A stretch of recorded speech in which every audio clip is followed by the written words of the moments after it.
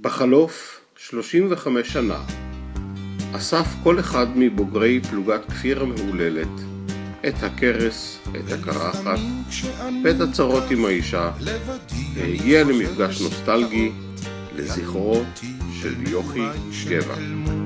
עם השנים לחברים שלי ההם הישנים, אני חוזר אל הצבעים והקולות, אל העיניים התמימות והגדולות, אני חוזר. זה היה לי מין שוק, כי היה מישהו שכל עתידו כאילו מובטח. זאת אומרת,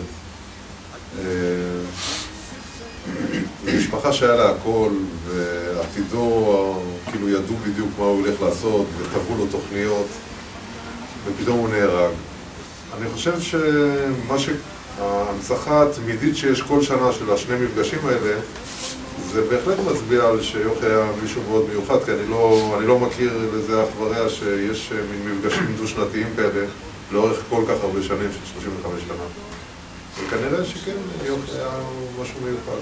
המלחמות היו אז לא אמיתיות, היינו ילדים וזה היה מזמן, אני וסימון ומוזה קטן. תמיד החברות והספורט, תמיד היה אתלטי, גמי, אמרתי המתח, תמיד המתח, כאילו אחריה, מתחילות על המתח. זה היה אטרקציה, כולם היו עומדים מסתכלים. כן, וסופרים. מה הפנומן הזה עושה שם? מה זה התנועות הגן האלה? אתם יודעים שישראלי פוגש ישראלי אחר, אז הוא אומר, איפה היית בצבא? איפה היית בצבא? את מי אתה מכיר? אני יום אחד הולך לטיפול, אצל איזה מטפל. איפה היית בצבא? איפה היית בצבא? ההוא היה עם יוכי בעורף.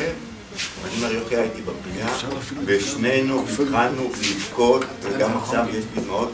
בכינו ביחד איזה 10 דקות לכבוד יוכי, והוא סיפר לי איזה סיפור הזוי עם השירות הצבאי שלהם, של איזה נגמ"ש שעשו לו הטלה מהשמיים, והכבל נקרע, וכל המקח התעקם, וכל הסשן של הטיפול, אנחנו פשוט ישבנו ובכינו לזכר יוכי, וזה היה כאילו out of the blue, ולא, מקום שלא ציפיתי לו בכלל. שלמרות כל כפית הזהב או הכסף שהוא נולד איתה וחי איתה, הוא לא השוויץ עם זה אף פעם, וזה לא הקטין את החוץ, וזה גם לא יצר אנטגוניזם מול הסביבה, אלא להפך. זה היה איזשהו אבן שואבת שמשכה אותנו פנימה, וידע גם לטפח אותנו, וזה משהו מאוד מאוד משמעותי בהוויה של כל אחד.